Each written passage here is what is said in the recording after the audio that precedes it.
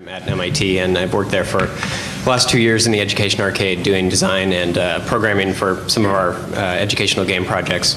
And this panel is really exciting to me because I think it actually builds quite well on the conversation between Henry and Peter that we just had, because it kind of takes this idea of directly involving players and what we don't traditionally think of as game creators in the process of making games.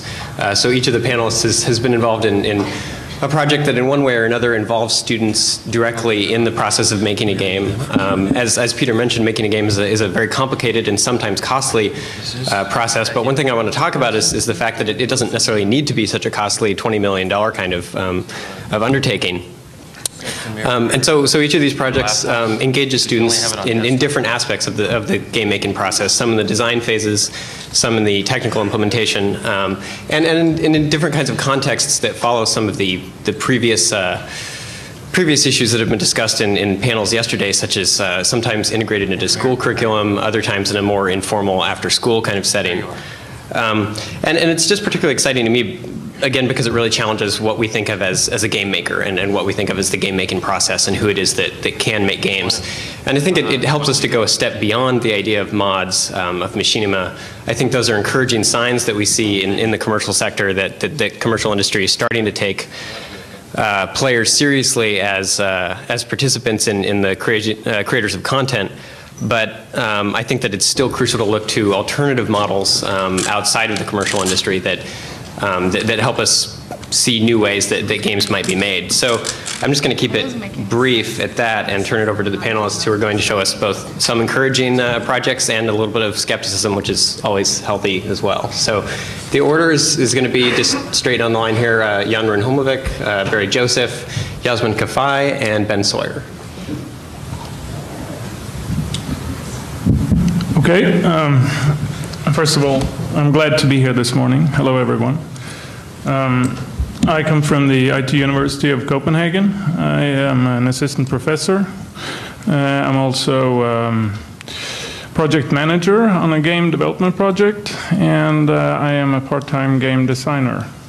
So I wear many hats, and I have done a few things over the last few well, it's almost 25 years now. If you will think back about 25 years, and I want you to imagine a blue screen with a white blinking cursor on it. What am I thinking about? Commodore 64, that's right.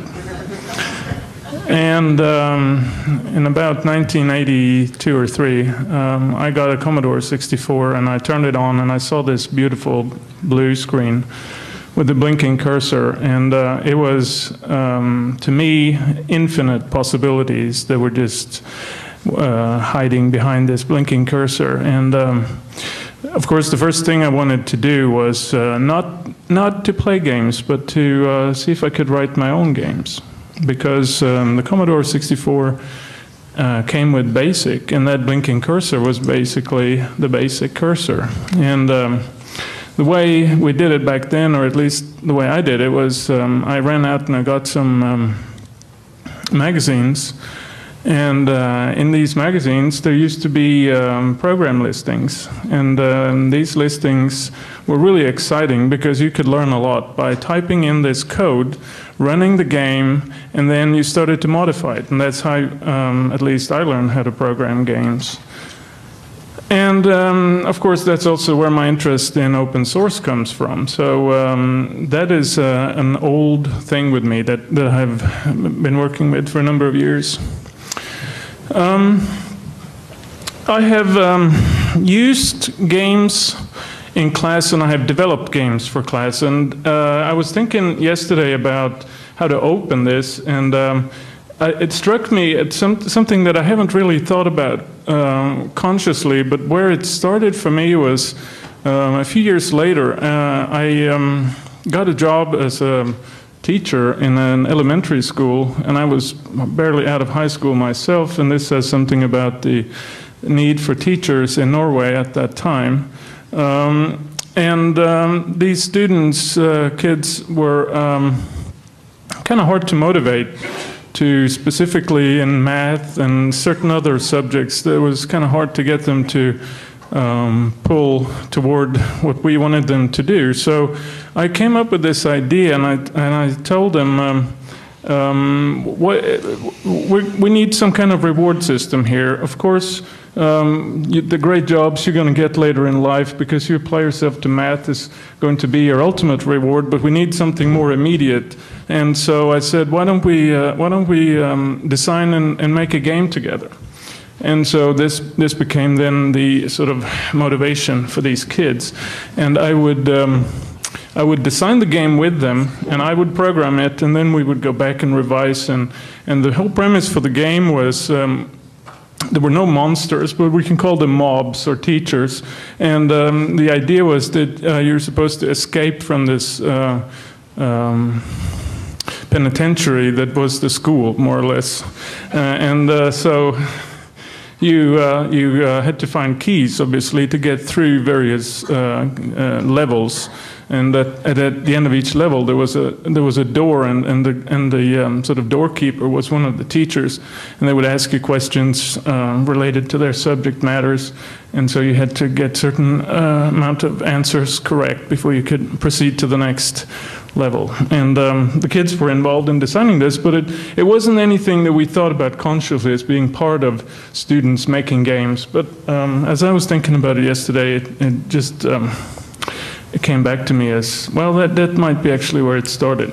And then for the next 10 years, well, in the last 10 years, I should say, I've been working with new technology, specifically trying to see whether we can take advantage of a technology that was originally a multiplayer game, using it in a more academic setting.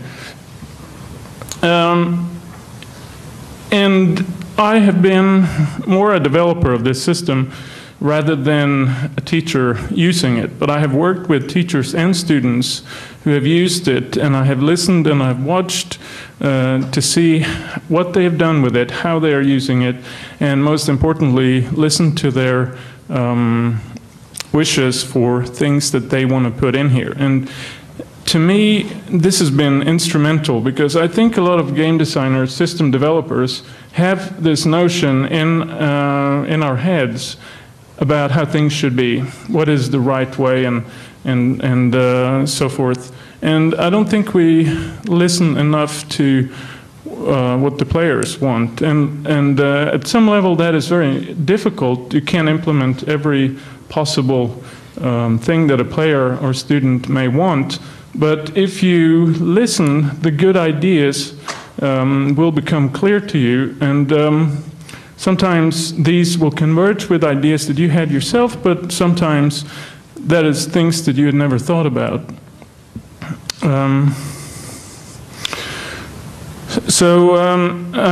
What I have, some things that I have used in the past in Copenhagen, where we're teaching game design and games programming, and we have courses on theory of games.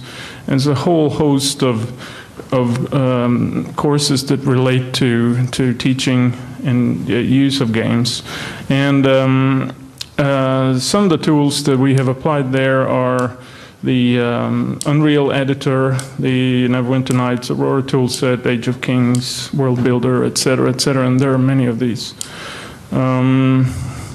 More complete game engines such as Panda 3D and Cube 3D have also been applied, and students have created projects using those. And right now we are doing a course on computer graphics and game design using Blender, which is an excellent product, and it's free software, I have to say, and that's endearing to me at least.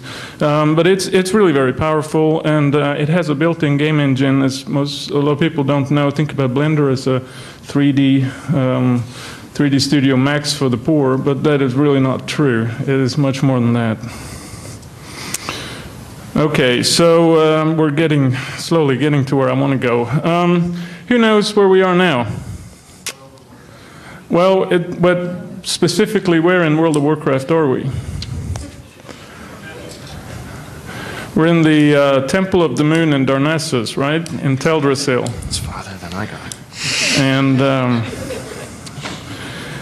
There's a reason why I picked this particular screenshot. First of all, it just illustrates the beauty of the World of Warcraft universe and the extreme amount of detail that they have put into this. And when we're thinking about games in education and student making games, this is not what we're talking about. All right, this is, we're talking about millions and millions. We're talking probably, I don't know, $50, $67 million to develop this thing. I wouldn't be surprised. I mean, this World of Warcraft budget is probably way, way, way up there. And it takes a lot of talent and a lot of people. So we're not talking about this kind of thing. I just took this slide to show you the MMO market, where it's at, how many different MMOs there are. And the reason why I did this is because you can make a good living, you can make good games, even if you're not World of Warcraft. This graph represents about 8 million players. There are about 8 million players according to the last numbers on MMOG chart. So last year, a group of students, 3 master students, started a project called SMOG, which was designed as a massively multiplayer game creation project. How are we doing on time? Good. Are we doing good? Okay. And they were able to get over 70 students involved on a voluntary basis to help them create this game. And all of us thought that, I mean, we told them this is going to be an impossible project because you cannot create an MMO in 6-7 months. But they said, okay, we're gonna do it anyway, and we're gonna go and see how far we can get. And then if we can get a proof of concept at least, then we have achieved something. So we said, go ahead. And they were able to implement the proof of concept using Torque. And was really impressive. I mean, they had a lot of these 70 volunteers didn't even get credit toward any particular course. They were just interested in being involved in that big project that generated so much energy. So we have this project now called Oddpaw, which is designed to be to help provide a platform that students and others can use to implement massively multiplayer games.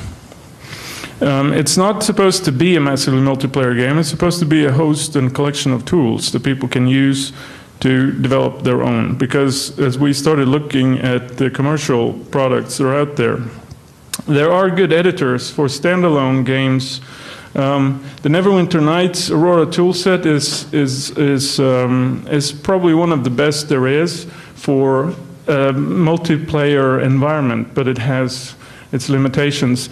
Anybody who's tried to use it will know that once you get to a certain level, you start to butt up against the restrictions in the engine. What is hard-coded into the engine that you cannot get around, you just have to put up with it. And this really becomes a problem then, because you get halfway there and then you have to sort of put up with the rest.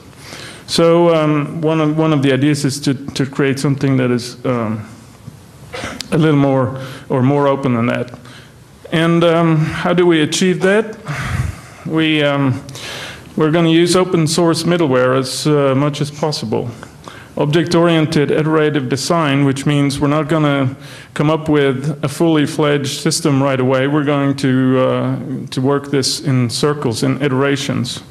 We're going to put together a network of partners from both academia and industry, and the fact that there are so many people here from academia and just goes to show what a great interest there is in these kind of projects. And if anybody would like to come up and talk to me afterwards, you should feel free. I have some more information about this project. But also industry, and I was at GDC a month and a half ago. And we were listening to the industry leaders complaining about the cost of projects these days, running 20, 30, 40 million and more. I think there is a solution to this, and one solution is collaboration. The other is to to collaborate, not just on the games themselves, but on the tools that you use, namely free software. And this is a chart that shows some of the components that we may or may not use in our free Mu platform.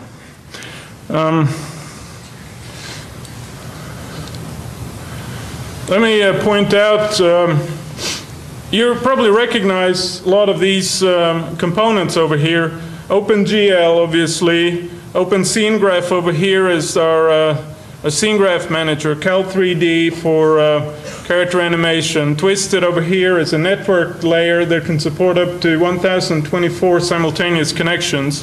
So it is really a massive multiplayer in that level can support. And all these components have their own development communities. That is, they are all self-sufficient. Our job here is to create the libraries and the glue that glues it together, and then obviously a game engine for our particular project and the client, which those things are not to be underestimated. But by taking advantage of some of these components over here, we can get a leapfrog on the whole development process. This particular one was put together by a French company called Meccansleep in Paris for a poker game that they have developed. And they have used entirely free software on the bottom of this, and then they added their own assets on top of it, which is of course proprietary since they're going to sell this. But the components underneath are free software, all of them. So what is the promise of this system like this for students specifically, but also for anybody else who would like to create these kind of games? Interchangeable components in an object-oriented design means that if we want to modify parts of the system, which we frequently will, because we have one game is different from the next, we have the opportunity to do it because the system was designed to do that from the ground up. User extensible content is one thing where we're looking into. World of Warcraft is probably, I mean, you can say a lot of good things about it, but you cannot extend it in any way whatsoever. It is flat and dead. Empowerment of users, students, through the use of open source, something we are really passionate about. And then, of course, cross-platform deployment through open standards. This is something that I personally, as a Mac user since 1991, have experienced firsthand. So when I have a chance to influence some things, I want to make sure that we can use these systems across platforms, not just Mac OS, but also Linux.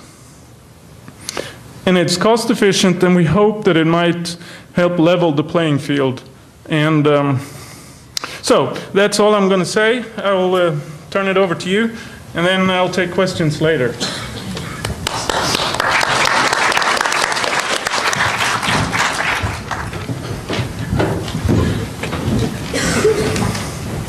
Is my mic on? I can't hear you. Got to tell me. Thank you. Thanks. Thanks, Brett. Thanks, Henry, and everyone who has put this fantastic conference together. It's a real honor to get to be here and talk in front of all of you. I've enjoyed learning so much the last day, and I'm glad to actually have a story I'd like to start to share with you that actually happened this morning as I was walking over here, walking down Figueroa, crossing Olympic. Just as I crossed, I saw there's a plaque, and I'm the kind of guy, if I see a plaque, I have to go read it. I love seeing what they're talking about. And I went over, and it was in a field of daffodils. That's the daffodils. Not so yellow, but they're coming. And I read it, and it had a name. It was called Daffodil Metamorphosis. And there was some more description. It described that in the 50s, that tower was put in place. I don't know what tower they were talking about. For civil defense purposes, and it was there through 1988. And once a month it went off to remind everybody that it might be used someday if there was a nuclear attack. And now, since 1988, it's no longer in use. It's been transformed into a sculpture.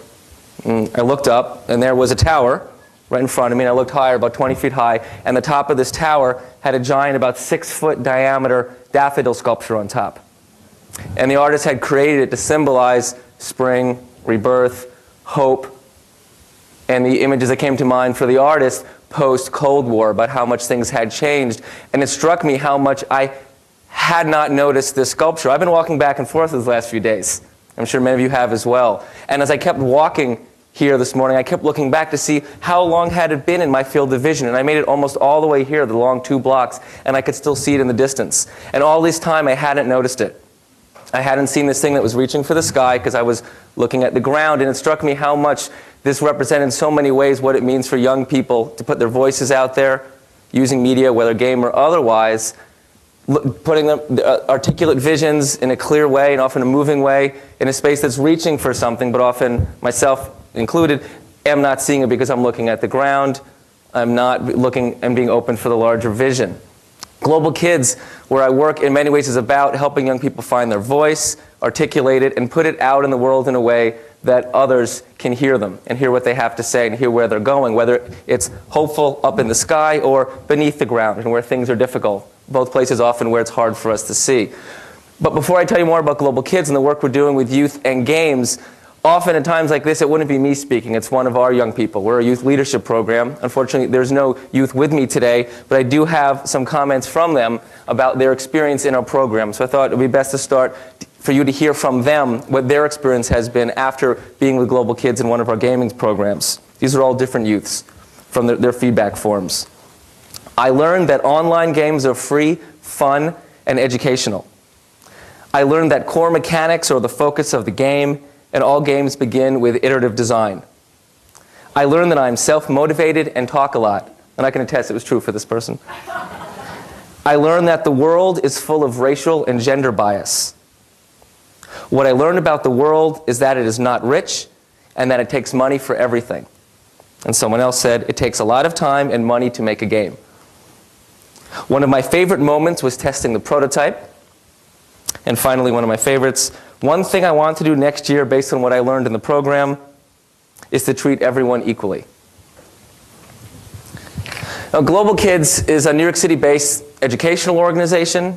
We work throughout the school systems, primarily with youth of color, primarily in neighborhoods of low income, large immigrant population.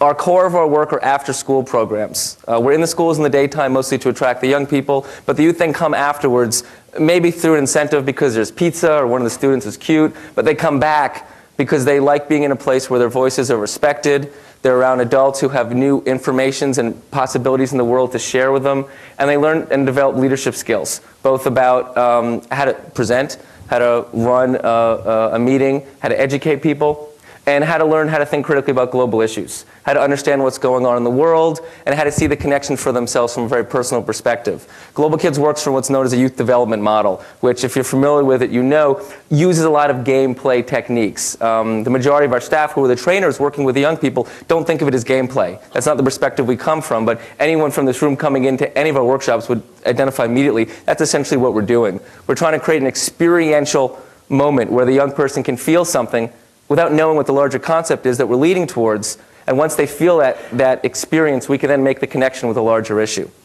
When I started at Global Kids 5 years ago to start the online leadership program, the idea was to figure out how can we take what we were doing so successfully face-to-face and create those experiences online. Now, we explored a number of things, online dialogues, but we started thinking about the possibility of games. Because it was really clear that that's what our youth were doing. They were playing games. They were coming after school, and they were doing a workshop, and they were running around through some game activity, having fun, learning about the horrors of child soldiers in Rwanda, let's say, but then going home and playing the soldier on their game console and not getting the connection between the two. So we thought, what would it look like if we started to make a game program? And not just a game program to teach the issues, but to think about games as a form of youth media. What would it mean if youth weren't just consuming games, as some people have mentioned here so far, but also creating them? And we heard this morning some of the issues that one gets by creating, the sense of self-esteem, the sense of control over the medium, maybe the possibility of moving into it professionally. But for us, thinking about games as youth media is also about saying that there is a voice that's unique that young people can bring into a certain medium that is absent. That will make a difference for them to create that voice and articulate it. That will make a difference for that field to hear that voice. That it might change the content or add something that's lacking to the discourse. So we've worked in two different directions, one for small games and one for big games. I'll mention the small game first. Can we move to the next slide, please, Ron? This is Global Kids. These are some of the students you'll see. And if we can go to the next slide. These are some of the students in the program. The first one that we created was called Playing for Keeps. The idea, in short, was can we work with young people, because we weren't sure if it was possible, at the time to play the games, have them learn how to think critically about the games. We were more concerned about the intellectual critical skills being learned and less the technical ones. And we also play games that have social content, whether they worked or not. And when we started this a few years ago, there were not that many games that were successful in incorporating their social content, but many that tried. And we learned how to critique them. We learned how to evaluate what were the things that one could look at when playing a game to evaluate what are its core components. What was that all about? We then started working with Game Lab, and many of you might know, Eric Zimmerman and others in New York City, to put a joint curriculum together. And we brought the social issues, and they brought the game design issues. And together, we worked with the young people over many months to teach them about phrases like core mechanics and iterative design, things that were new for me as well at the time. I learned as much as the students. And worked together to figure out what would be an issue the students would want to learn more about, and then educate others about through a game. And how can we develop that together, working with the folks Game Lab just to make a prototype. Now, I should step back a moment and say, when we're trying to educate others, we're not out to tell people what they should think. That's not a very useful long-term learning methodology, we find. So when we're trying to educate about an issue, we're trying to give someone an experience where they can internally make some decisions and then reflect on that and learn from that and come up with their own voice about it. So what we were trying to figure out with the young people is what's something they cared about, and after a number of different topics, we ended up on profiling or racial profiling. And was struck with the issue of how do you educate someone about racial profiling without telling them what we think about it, but help them come to that perspective. We had to, of course, decide, well, what was the genre and what about racial profiling? And we tried a number of things. For a while, we thought driving while black, the concept of, the darker you are, the more likely you are to be pulled over by a cop would be great, because driving games are popular. People like to drive. But we couldn't come up with a good concept where you were driving getting pulled over that would be fun. In the end, we ended up with a concept about post 9/11 airport profiling. Could we go to the next screen, please? Either some more of the students, and one more screen, please. And hit play. We'll just run the prototype in the background, so as I describe it, you'll see what I'm talking about. And again, this is a very early prototype. But the basic concept was, let's create an environment where you are the profiler. You're trying to catch the people. But the things that you're told to catch are not real things. So for example, in the upper left, you see hair color, torso color, and leg color. Things that are not really things that are actually being profiled. The more absurd, the better. But at the same time, while you're trying to match them, and you're supposed to equitably match them, find as many people who match the profile and don't pick the wrong people, at the same time, you're getting real information about the people. Now, right now, there's not real skin color. We don't really have people who look like this, but we wanted to show that there were differences in skin color. But gender does stand out, it turns out, as we found. Longer hair was female, shorter hair was male, very, very short things because it was a prototype. But the basic concept is that as the player is playing the game, and they're playing it to have fun, not to learn about something, that at the end of the first round, it'll tell them, yeah, you've succeeded in picking only people who fit the profile, which is most likely the case. It's not that hard a challenge, even though it tends to be fun. But you tended to privilege and discriminate against certain people. For example, you only picked the people who were wearing turbans who were male. And you never picked any of the females who were white. And the idea of the game is to capture the bias of the player, reflect it back to them in the safe environment of the gameplay, and then incorporate it into the score. So it'll say your job wasn't just to pick the people who fit the profile, but to do it in a fair and equitable way. Here's where you have fallen short of that. The next round would then incorporate that. And even though many of these things aren't realistic at this point in the gameplay, we find when people test it that they tend to have a gender bias. They tend to prick 3/4 of the females or 3/4 of the males, even though it's not that sophisticated at this point. And what we were trying to do here was just find out, is that concept even valid? And so we work with the students. Many of the comments you heard were the comments of the students who helped to develop this at this point. And our next job is to get this from the prototype to final phase based within a website, and not sitting on a Global Kids website where we're preaching to the converted, but put it out into the casual gaming environment. Put it on AOL Games, put it on Shockwave Games, MSN Games. Put it out there where young people are going, are ready to play games, go where they are, and then catch them unawares, which is often what we're doing when we're working with them in person. Could you go to the back of screen, please? The other game that we're working on is the opposite. This idea, the first one I just talked about, is about having an after-school program where youth come, play games, critique games, learn how to build a game, working with a professional gaming company. By the end of the year, a casual game is created, it's launched, end of program. This idea is a bigger idea because it will go over multiple years, and this is the Public Policy Slam. We started this a few years ago. The idea of the Public Policy Slam is to create a massively multiplayer game about public policy, in which young people would come to this environment to play, again, not because of the social issues and the leadership skills they'll learn, but because there's something fun about it. And then within that environment, start learning about some larger issues. So here's the basic concept. But what we learned early on is that many of these massively multiplayer games are based on a certain form of it might be a technical term for it that you know, inherent equality when you enter. When you come in the same. People start differentiating right away, whether it's meritocracy by leveling up or spending more time or buying things. But everyone starts the same because they want to be fair. People are paying for it. If you got more than me, that's not fair to me, I'm going to complain. We decided to turn that around because society isn't working that way, and we want to deal with real-world policy. In the real world, we're born into certain levels of power, certain levels of privilege and lack of. And so the game starts that way as well. When you start the game, certain people have access to different resources, can do different things, can go to certain environments. And over the course of the gameplay, which is fun for all players, whether you have the resources or not, people start butting up against these barriers. And as players start butting up against these barriers, they will become conscious about, through the game design itself, not because they were told to, what are the rules in the system that are preventing them from doing certain things or allowing them to. And the things that shape the rules will be accessible to the players and changeable by them. And they might be very literal, such as people can vote and people can propose something to vote and people can go lobby, or it can be more abstract. But the basic concept is that through the gameplay itself, through the core mechanics, the young people become conscious of the rules of their system, how it's discriminating some, privileging others, and that they can use the system itself to try and maintain it or change it. And the idea is to have this massively multiplayer game for youth to play all around the country. And they would come because it's this youth environment. Maybe it's evil school, it's a fascist school, and people can be different levels in the school system and move around to certain levels. But then that game itself gets used in an after-school face-to-face program. Run by a coach who's trained by Global Kids through our professional development techniques. And what that coach does is one day a week, play the game with the students, take them into the lab, make sure everything's working technically, and kind of oversee it, get a sense of what they're doing. But the second day of the week, do something very different. Turn off the computers and help the students translate the virtual policies they learned within the game to the real-world policies in their community, translate the virtual advocacy they're doing in the game to real-world advocacy, and then take the next step. Develop an action plan in their community and enact it. So it's a broad-based virtual way of bringing up awareness about public policy issues, and then in an offline environment, actually moving youth along a civic engagement continuum where they're actually taking actions. And that is at a space right now where, unfortunately, I can't show you a game, but we're developing the money to build a prototype.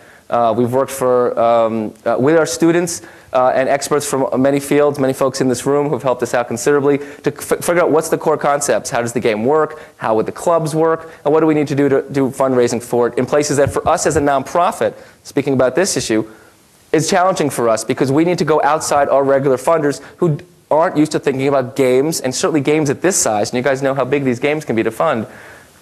They don't know that that's something that nonprofits would want to be engaged with. Could be an effective way of engaging young people around educational issues and civic engagement issues. So that's been, this past year has been an exploration for us in learning about what's possible out there through things like SBIR grants, speaking with corporations in the technology field, and that's where we're at with this program. The last thing I'll leave is just one of the key things we learned from actually, do you mind scrolling down 2 pictures, Ron? Yeah, that's Diamond on the right. One of the key things that she told us early on was when we made the game, we had to keep it real. That it couldn't just be a simulation. That if we were building a simulation, youth who really want to make a difference weren't going to want to play the game. It would feel like, from her perspective, a waste of time. So it had to be real. It had to be connected to something that was real in their lives. So very early on, we chucked the idea of a simulation. By definition, it would be conceptual, not in their lives. And then we ended up back with it at the end. We figured a simulation that could then be translated offline in the way that I just described would be successful. So I always keep her thoughts in mind for all of the games that we're doing. Thank you very much.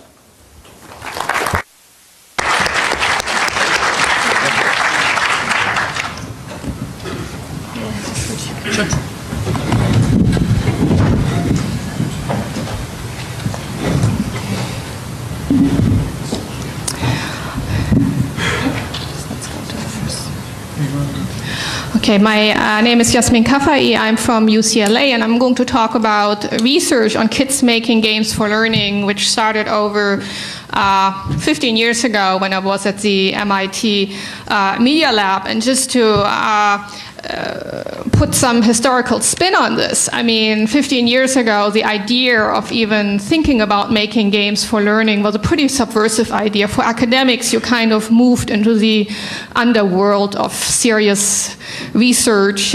Teachers also thought that games, I mean, if anything, were good for motivational purposes, but not really for hardcore academics, such as learning mathematics and science. And then parents, you have to remember, those were the Nintendo years with Super Mario Brothers and Princess Zelda kind of zooming around. There was a lot of concern, not so much about gender. The pink software hadn't arrived yet. That came much later, about the violence of video games. And then lastly, also the game companies.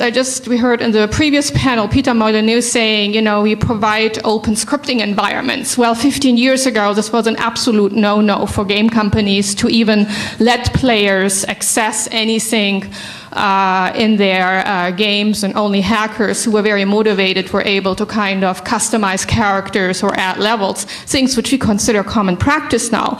And then there were the kids. I mean, we had some initial insights, actually starting with work which Edith Harrell did at the Media Lab before, of kids designing their own instructional software, that kids were actually very interested in making these things. And we heard this over and over again of people who are game players are actually interested in making their own game. And something we observed in these projects were that a lot of kids came up with instructional game ideas in the beginning, but it's kind of left away. So the idea for a project was born, which I, over the last, from 1919 to 1998, had a series of studies where I asked either children or teachers to actually design instructional games for learning. And that's also something which is different. So I wasn't just interested in teachers and children making games. I was particularly interested in the cognition and learning aspects of kids learning programming, and also to learn about the subject matter which they're teaching, to kind of achieve an integration of both and not to keep them separate, which you find in many educational games. And then more recently, I partnered up with MIT Media Lab people again, and we're working on a kind of new generation of programming environment, and I'll can show a few examples of that. And that's kind of situated in a very different context. In the late 1980s, programming was actually pretty active in schools. Nowadays, it's also one of those forbidden words which you can't even utter. And actually, if you ask a lot of students, they don't even know what programming is. And that's also contrary to a lot of things which I heard yesterday. It is true that children and a lot of college students are very savvy about using technology, but once you kind of move into the realm of more kind of design skills and move away from scripting environments, I mean, then at the top of that pyramid, I mean, the air becomes very thin, and it's very, very few people who ever venture there. And that's not just true for girls, it's also true for a lot of boys and men. So that's a whole nother debate which is kind of coming back. So the project, which many of you have heard already about, because for the last 15 years I have talked and showed the video, and you're going to see a little bit this too, was the idea of asking children to design fraction games, a whole video game, software, packaging, advertisement that was teaching younger students, those were third graders, 8 and 9-year-olds in their school, about fractions. So here, you could imagine that the classroom kind of turned into a software design studio where the students and not the professional designer and graphic artist were in charge of all aspects of the game design. And it was integrated not only with their computer classes, so it was part of the regular classroom, and people weren't going like once a week to the end of a long hallway where the computer lab opened for 45 minutes and you were designing a Christmas tree and logo when it was Christmas, and the Easter bunny and Easter, and then you moved back into the classroom and did your other things. But more importantly, besides the programming, we were also trying to integrate the learning of fractions and children kind of creating their own representations and stories. So, oops. I'm gonna start the video here.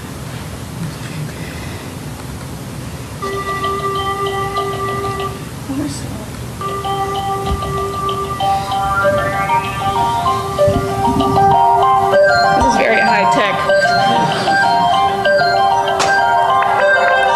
demo time for parents at the Hennigan School in Boston.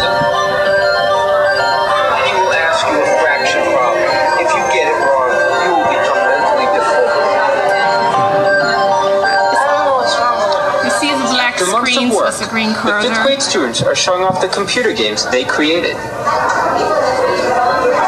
Even the principal is here to take a try.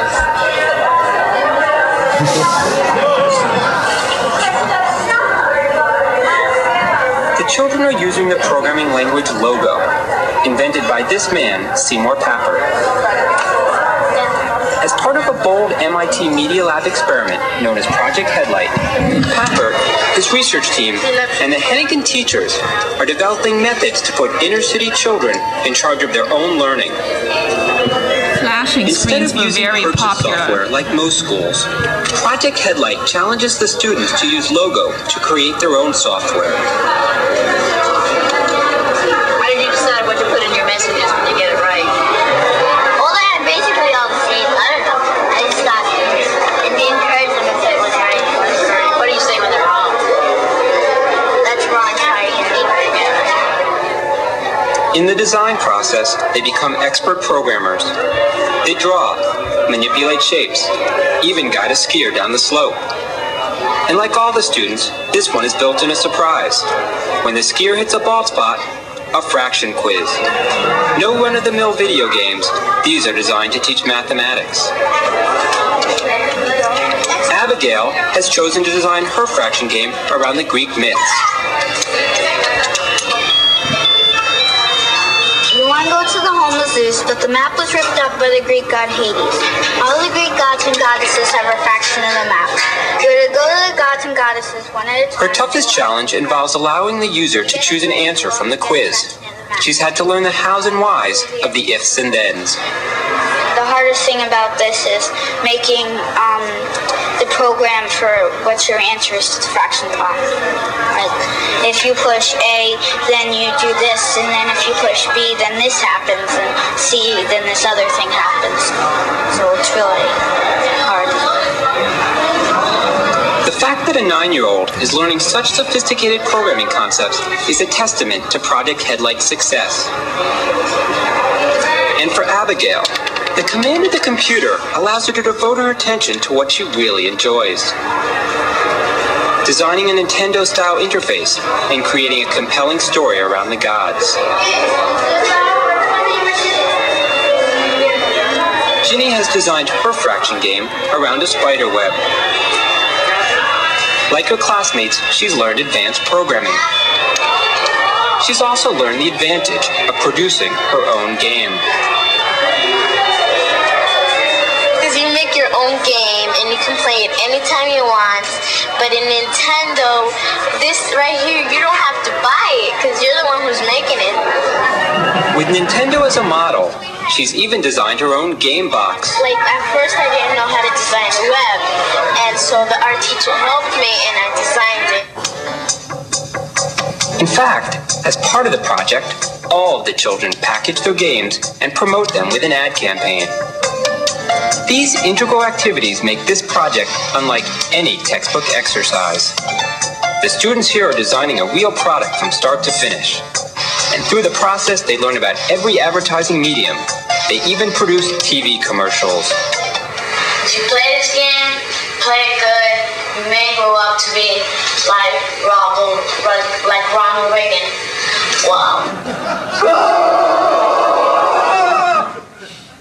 Mission Town is awesome. It's spooky, it's scary, and it's exciting. And it's by TCA. Awesome. So I think you got some idea that this wasn't just about the programming, or there were lots of other classes kind of to create a complete curriculum and bring in all the other pieces which are usually taught in this connection.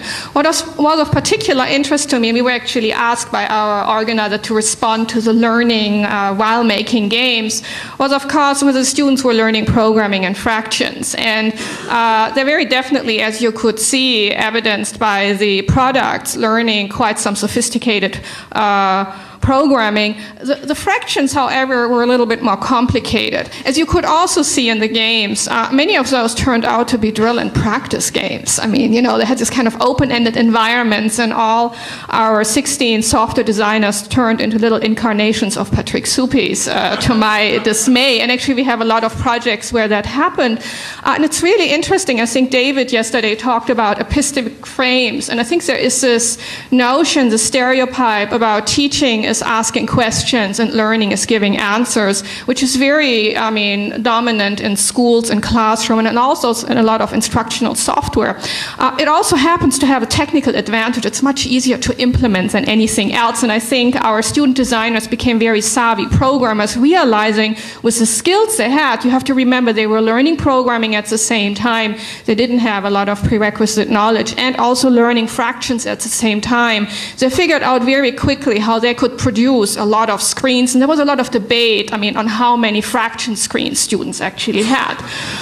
The content integration is another interesting example, and so what does actually make a good educational games? And often you have examples like you're shooting rockets or you're skiing down a slope, and then you have a fraction problem. Well, you know, there really is no connection between this.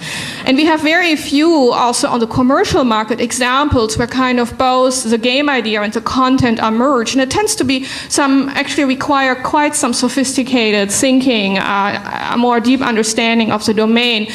You saw some of examples in Abigail's game of the Greek gods and the map which was ripped into pieces, and you had to assemble the different pieces. So that's where the idea of fractions can actually came in. And so one of the issues I have always been interested is, you know, if you really think about student making games for learning as an avenue for also increasing kind of content understanding, the learning of mathematics, then we also have to think about ways on how we get them to think about this integration rather than to keep things separate. And lastly, you didn't see all the games. Actually, these were mostly girls' games. In this particular project, a lot of gender differences came out. Before I started the project, people were actually asking me whether girls would even be interested in designing games. You know, Barbie's fashion designer had not come yet around. There weren't really any role models. It turns out the girls were very interested, but kind of designed very different games. There was hardly any violent feedback. So even the skier who missed the fraction question was allowed to continue, whereas in all the boys' games, I mean, you either became mentally transformed, were sent to the underworld, and they were very creative in coming up with punishments. And I think this is maybe how many children actually experience the everyday life of their school classroom.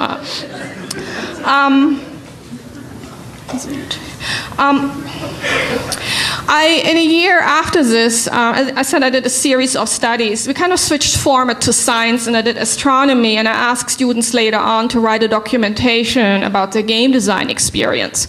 And here you have a description from Rosemary about her game, which was called Mixed Up Planets, and it started out very slowly at first. It's very hard to put together your own game. I think this resonates with some of the comments Brian made, that children actually first don't understand how difficult it actually is to create a game.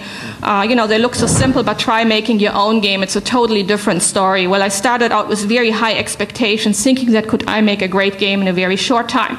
And here you have the kind of instructional drill and practice. You know, so it's mixed up planets. The point of the game is to teach kids the order of the planets. Then you see a message that says, please take over whatever the planet is. There's a beep in a high tone. If you have it wrong, there's a beep in the low tone.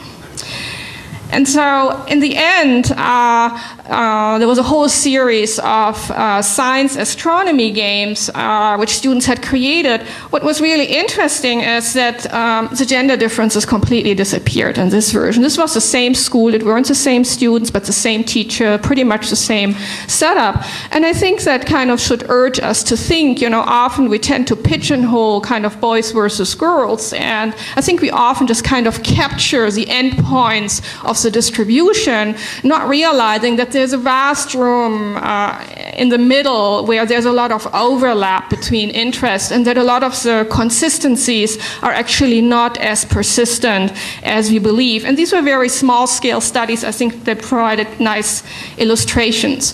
At the time as I was doing these projects, I realized another important variable in the equation are actually the teachers. I think the few teachers we have here in this group are very enlightened about the use of games in the curriculum. If you talk to the majority of teachers, and I worked in particular with pre-service teachers, people who are being trained, and asking them to design games, and I was using this as a method to actually help them to bring to bear the understanding they have about children's understanding of mathematics, what's hard, what's easy for them, what their thinking is, and then to come up with instructional context. That's not such an unusual request for teachers to do. What was unusual was to ask them to do it within a game context. And what you find, actually here you have a story of teachers buying going to a paneria or to pizza parlor and kind of dividing up. It's a very classical example of sharing food, and sharing round objects tend to be very difficult for dividing up fractions. Here you have another scene which is probably a little bit more to the liking of the older pre-service teachers, in a disco scene where you have a big party going on and people are dressed in different colors, and you can kind of divide, kind of calculate the different ratio of people with different dresses. And you also had a lot of themes which kind of brought, and these pre-service teachers actually teach all here in Southeast, South Central LA, and they were trying also to bring in some of the topics and issues they confront within the neighborhoods where the students are coming from. So we also did a lot of surveys with teachers, asking them, and it turns out that most teachers, pre-service teachers as well as teachers in service, think about games as mostly as motivational but not good for learning any academic matters. If you look at a lot of games designs, they also tend to be always very much in a kind of drill and practice teaching format. There's very little recognition. It's very hard to kind of work in this more open-ended environments, which is part kind of students making games for learning. And lastly, it turns out also to be very difficult for people, for teachers in particular, to bring in their understanding of student knowledge, to kind of have guided instruction. That's not something unique to games. It's difficult for beginning teachers and many teachers in general, but I think the games highlighted very much this issue of people kind of transferring their understanding from theory into practice. So that was a kind of whole generation of studies which all came out of this one MIT study, and had some follow-ups and trying to understand on how we can actually make good educational games for learning. More recently, I've kind of turned back to the issue of programming and the kind of environments to create which kind of facilitate the game-making activities, and I'm particularly interested in people who don't have any background, unlike the students you presented on the college level. And I'm also moved out of the school into a more informal setting. There's a network of community technology centers called the Computer Clubhouse, so which Mitchell Wesnick and some other people were now designing from scratch, no pun intended, a new programming environment which has more kind of, it gets rid of all the typing and things areas. You kind of move around bricks and you work in scripts, and we're trying to kind of figure out what are kind of easy entrances for people who have no programming experience to kind of make their own games. And in this process, I'm also working with undergraduate students, most of them liberal arts major, who have no programming experience whatsoever. And we're asking them to become mentors in the Clubhouse, which is a standard activity of community service. But at the same time, we're also asking them to learn Scratch, the programming language, which is something very unusual, and many of them tell me if they knew what the course and mentoring would be about learning programming, they would have never signed up for this. But it turns out actually that the kind of learning, not just for your own sake, which a lot of students, college students, would probably not do unless they're really interested in games, but learning here to help within a community setting. And a lot of the Clubhouse youth are actually quite experienced now in scratch and often more knowledgeable than the undergraduate mentor. So you have some really interesting reciprocal mentoring relationships between the youth and the undergraduates going on. All of this is kind of research which is happening as I'm speaking. I probably shouldn't be here, but somewhere out in the field collecting data. So hopefully in the next 1 or 2 years I can talk more about it. But anyway, I think these examples from students, teachers, clubhouse youth, and undergraduates illustrate that it's very well possible of student making games for learning. And I think it's, I mean, the panel here at the Education Arcade, that there even is a panel. Usually it was just me as the lonely presenter over the last 10 years showcasing that people actually can make games, is a great indicator that the community is opening up to the ideas that not just the game playing experience, but also the game making experience is really something of value and should be a part of the community. Thank you very much.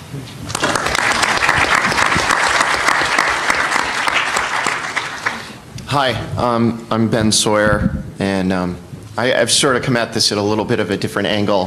First off, I should definitely say that the first time I saw a computer a game other than like Pong, a game running on a computer, I asked whether or not how I could make one of these, because I saw that there was a keyboard and there was a programming language. And so that got me to learn how to program and took me in a whole bunch of fascinating areas.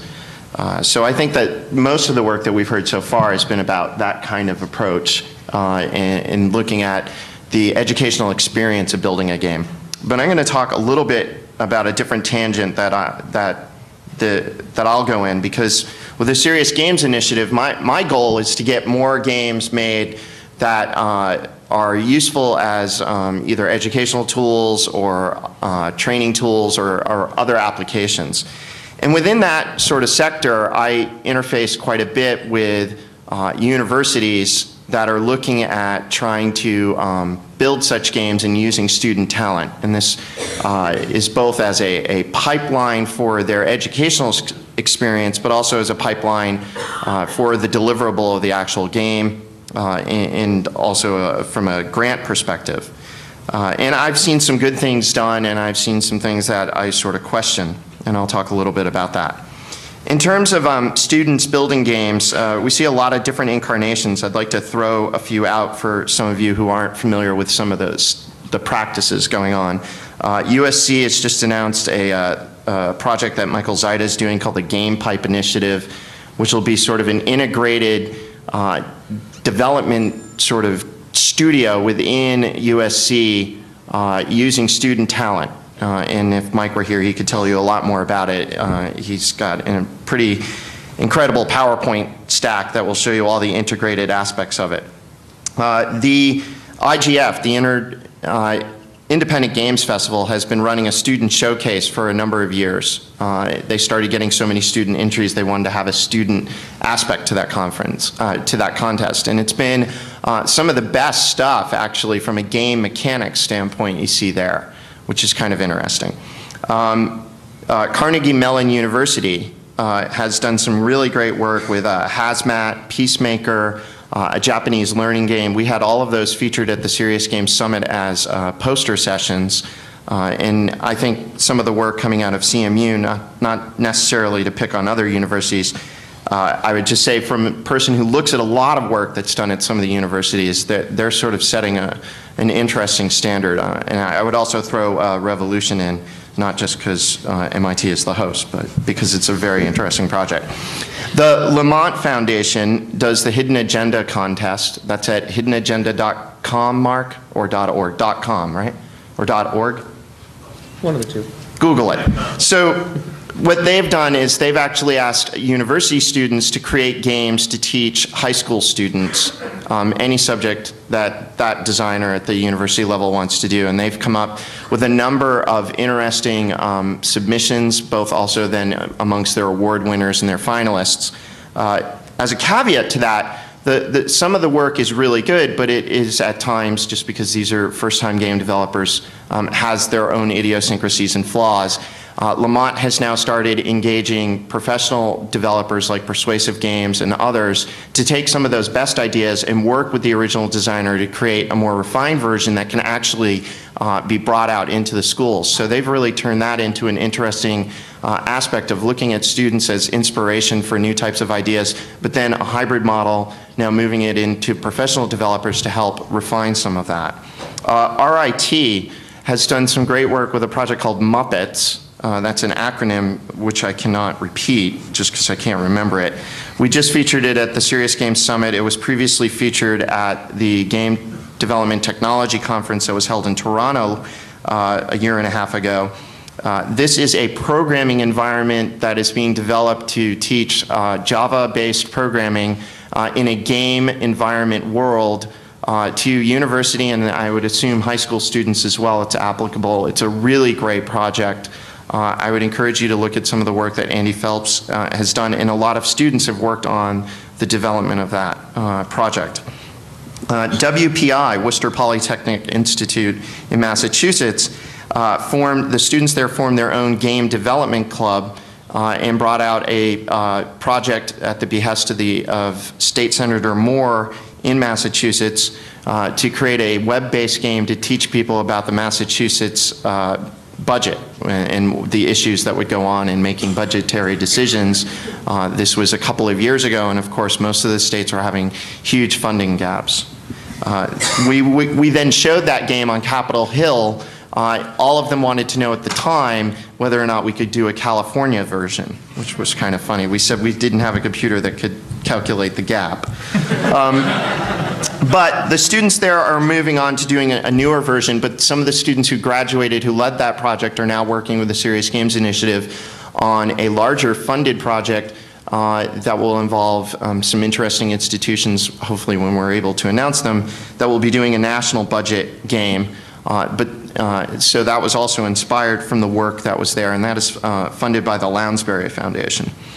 There is a grant in the works, not sure exactly where it's going to come out, but this was part of the Virtual U conference that we just did with MIT, where we are looking at doing a grant for a large national contest for high school students to develop games about high school. So that we can both see, we have two sort of interesting theories that we want to see come out of that. One is we want to see showcase games as an expressive medium for students to get issues out that they care about. Sort of, I think of that MTV show that was done a while ago where they gave young people video cameras and asked them to make news reports, and it was sort of their news to themselves. The second aspect that we're hoping to get out of that, if we're able to get this project off the ground, is to then take some of the best versions of that and use that as professional development tools for new teachers and existing teachers and principals who are working with students, to give them an interactive medium by which they can explore and sort of see issues. So you could think of like a peer pressure game or something else where instead of just having students talk about it or write an essay about it, we can actually create through students, have them create a visualization space that we can put professional development practices behind. So this is, again, an interesting project that I think emanates from this idea of students making games and perhaps gives some new ideas as to what we want the outcomes to be. I think that one of the important things to ask about this is, can we find good and bad ideas in terms, are we looking for good and bad ideas in terms of when we think about students making games? Or are we thinking more about good and bad outcomes of some of the work? I mean, so we saw gender differences, or we saw kids that made drill and skill games because their skill, they couldn't think beyond that. Or where we see a grant go to a university to create a game, but the game doesn't get finished because of all the idiosyncrasies of student life and everything else. Or do we see some really great stuff? I think we're seeing good and bad outcomes, and I think we see this in the regular game industry, so it's not particularly a criticism of universities.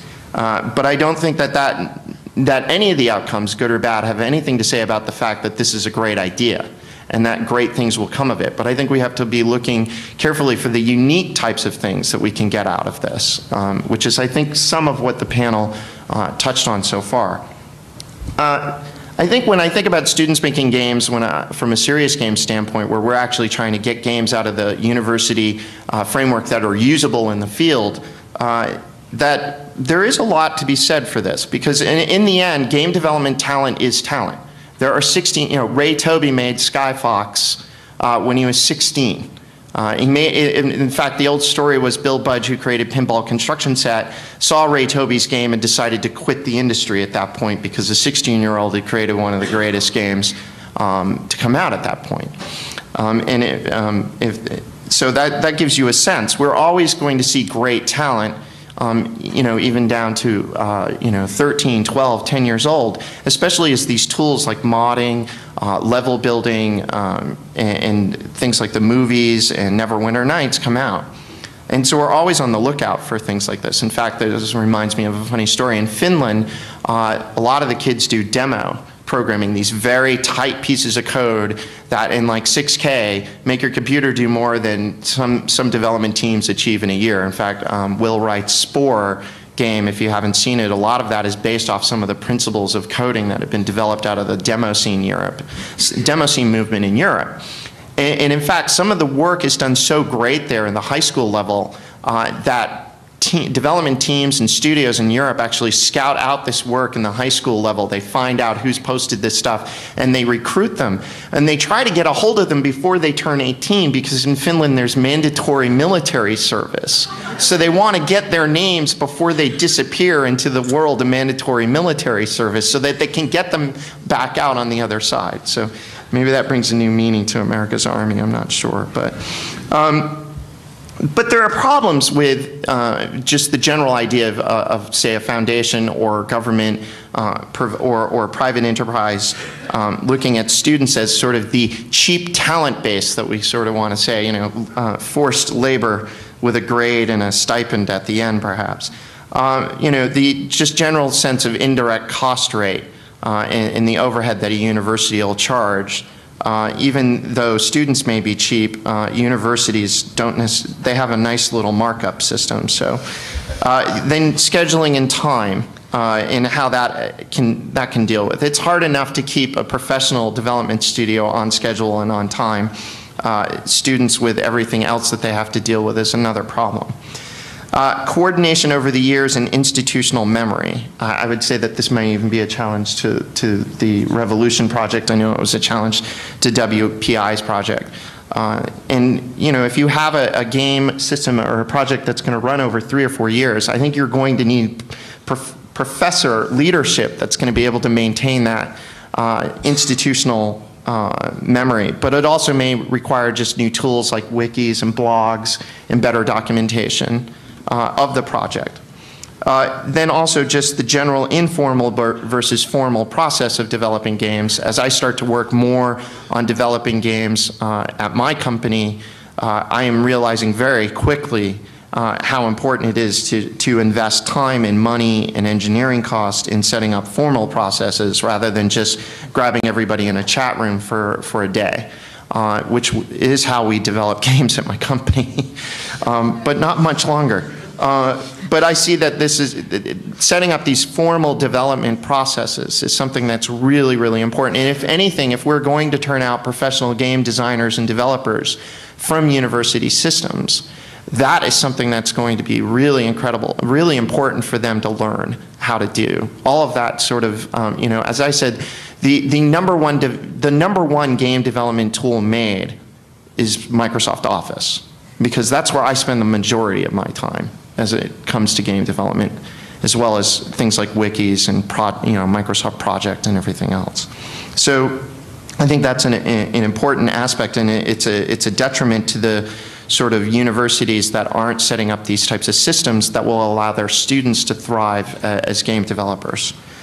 So overall, there's an issue of risk when we look at whether or not we want to see universities be incubation of refined serious game or just game products. But they're awesome. They're really awesome in terms of looking at traditional R&D and prototyping. Not that you won't get refined work. I think if you come by our booth, the Serious Games Initiative has a booth 6861 in Kensha. I think you'll see some student work that looks incredibly well refined. But in terms of what we want from students making games, I want them to really be free to experiment. I don't want them creating lots of refined product. In fact, I want them doing the types of things that game developers don't have time to do. There is, it's a dirty little secret that there's no such thing as traditional R&D in the games industry. The R&D is R&D on the fly. I would argue that probably Peter Molyneux's group is maybe one of the few studios that really does something close to R&D, and they're lucky they can get away with it. I think if Peter didn't have the pedigree of games that he had, he wouldn't get away with half the stuff. He'd have to probably be in a university doing some of the work he's doing. So I think that that's an awesome opportunity to really think about the fact that we need really great hybrid partnerships between student labs, professor-based labs, and game development companies. And I think we're starting to see that as game developers realize that in the next generation of games, and if we're going to take things beyond the visual processing that we've achieved, that we really do need to start bearing down and doing traditional R&D. And I think we're starting to see those types of works being made. And I would actually I spent some time briefing a number of analysts on Wall Street the last few weeks. And one of the things that I called out in my slides was the amount of investment that EA is starting to make. And I think they're making that because they realize that they can be a strategic advantage towards really, really burrowing into school talent. And you can think of that as also being sort of sinister. They want to get more cogs for their wheels, especially with EA Spouse. But I think that they realize that universities are going to become a strategic advantage to this industry, and that the company that can get out ahead of their peers like Activision and others.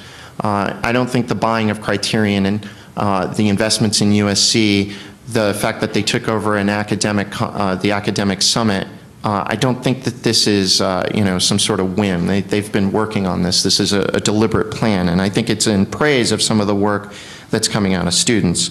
So let me just wrap up with a couple of small things, which is, well, I'll just wrap up with one thing, which is I think that one of the things that we have to do at the university level also is to take in consideration what we want students to do, what the students themselves want to do with this talent that we're trying to breed and these opportunities that we're trying to do with getting them grants and actual projects to work on. I think that I was inspired to hear Jesse Schell tell me that 20% of his students in CMU's program actually want to work on serious games.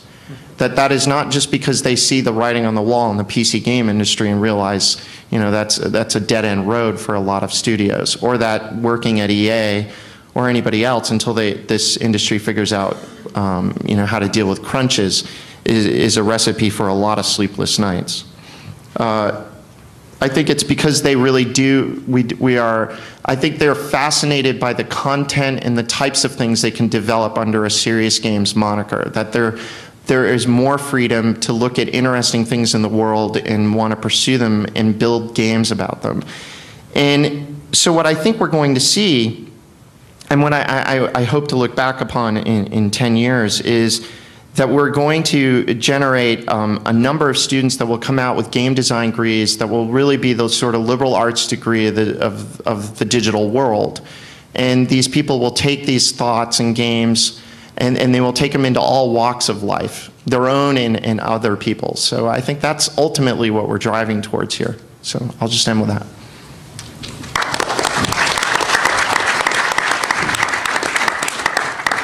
Okay, we're going to open it up for questions now.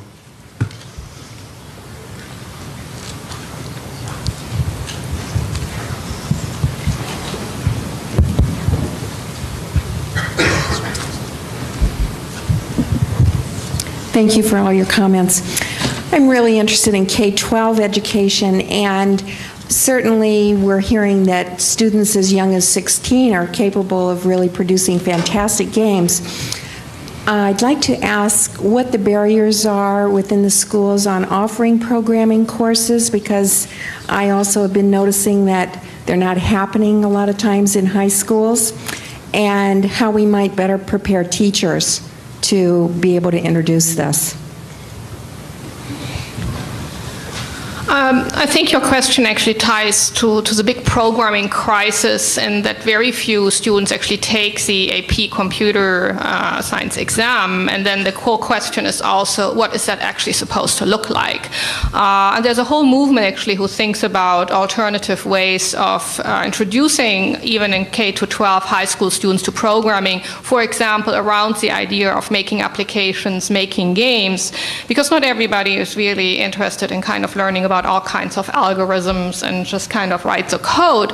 And I think that would be one venue to push. I mean, as long as the AP exam is as strong, I mean, it will essentially determine what those courses are.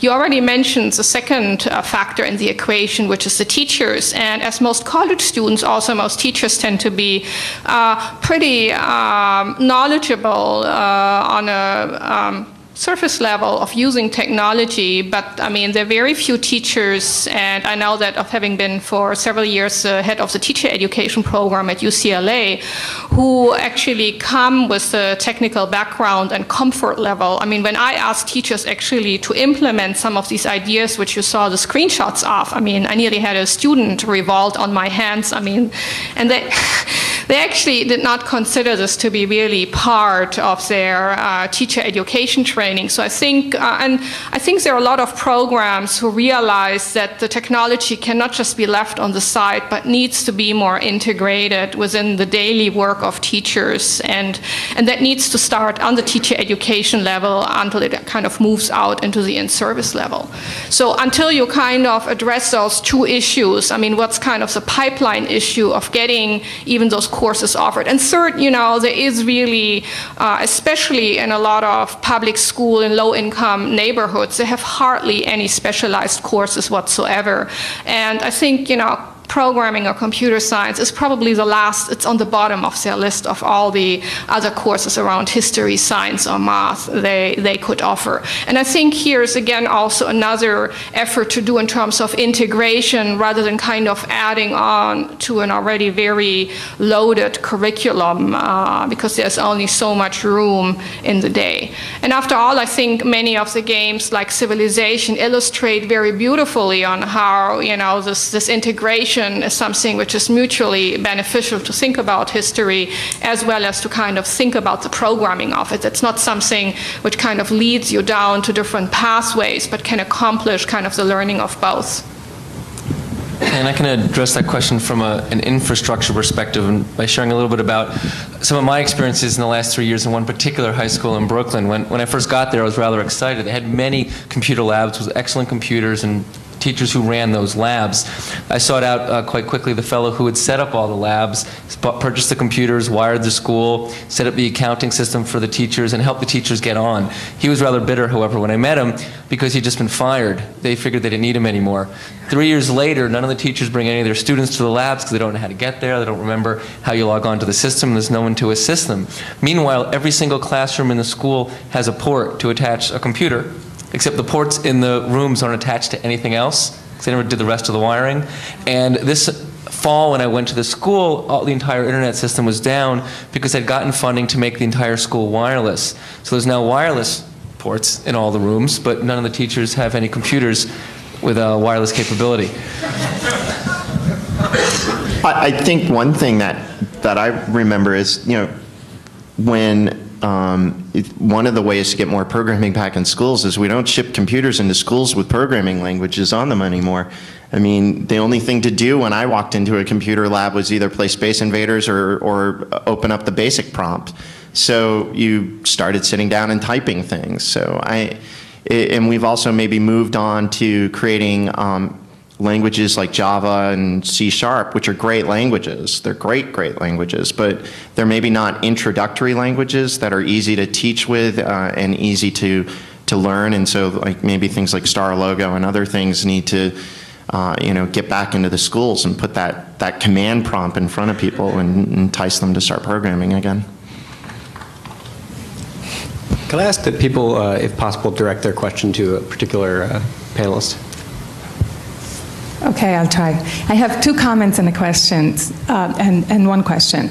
I wanted to thank Yasmin for showing that good old movie. It's actually quite amazing that this movie was made 15 years ago. It feels as though it was yesterday how I produced that movie. She was my student and I worked for her to produce this because I felt that was such an important project, and I don't think that there are a lot of movies like this in the field, and I would like to encourage everybody on the panel. You're talking on this amazing project, and everybody in the audience. And that movie was an interesting experiment. It's quite expensive and time-intensive to write scripts. I worked with a few producers from GBH to do this, and it was not a natural thing to do to get permissions from parents and principals and the kids and the designers to really get to showcase the process. Because as Yasmin said, the games themselves may not be as exciting, but it's the process and what happened in their minds and all the value system that is created around that learning culture is so important. So it was happy for me to see that good old movie,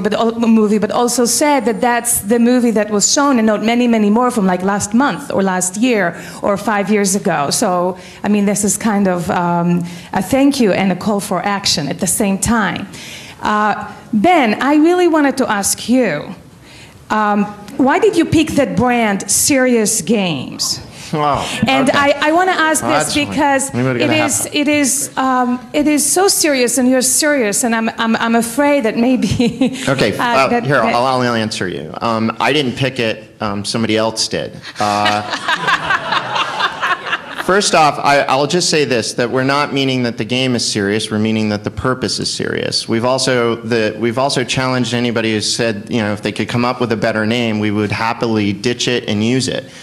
It's worked. That's why we picked it. It worked, and my argument will be that we won't have Serious Games 5, maybe 10 years from now if we all do our work. We'll just have games. We won't find a new name for this, I guarantee you. We'll just drop it eventually. But we probably had to change the name in order to change the definition of the argument. And I think that that's happened. I think the fact that you see it now kind of moving from this like two guys in a fax machine to being sort of a branded movement, I think speaks to it. And you know, listen, I mean, the first slide on every PowerPoint stack I show says all games are serious. If they wanted to put somebody on top of a project like this who wasn't a gamer at heart, they picked the wrong person. But in the end, we had to pick something. We were on deadline. We picked it. I think it was based off a Serious Play, a book that Dave Rajewski had read. It worked, and when we meet with people at Congress and we say Serious Games, they like, you know, we don't have to spend a half hour explaining what we mean by that. They get it. So we need that half hour to get them to give us the money.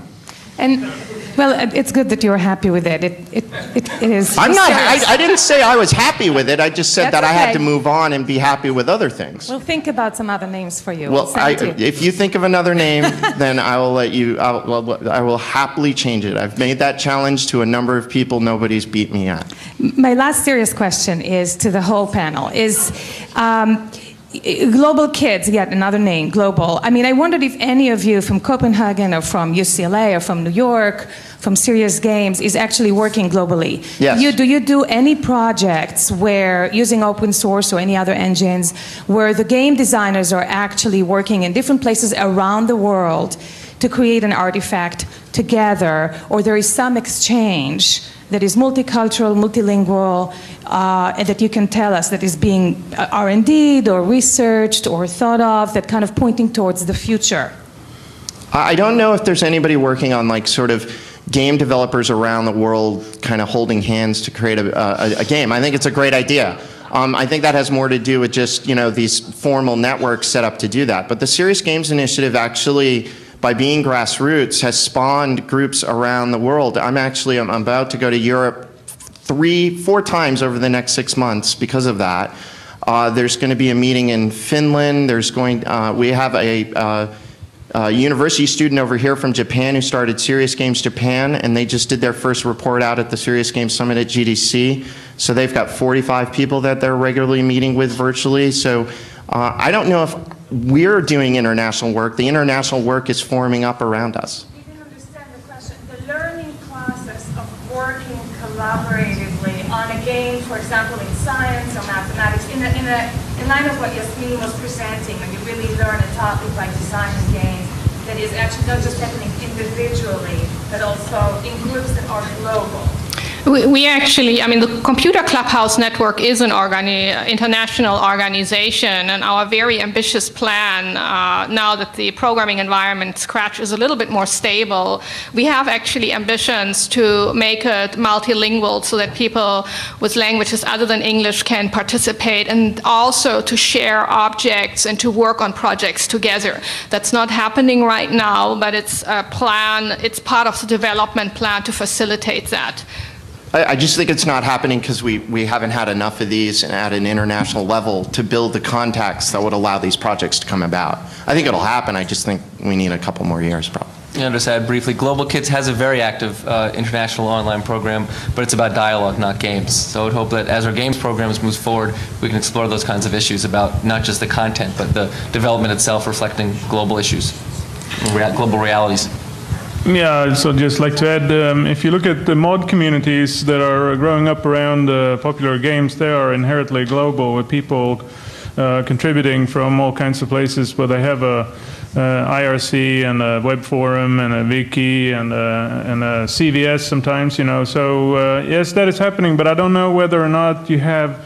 I haven't seen it as a centralized kind of university or a school organized thing.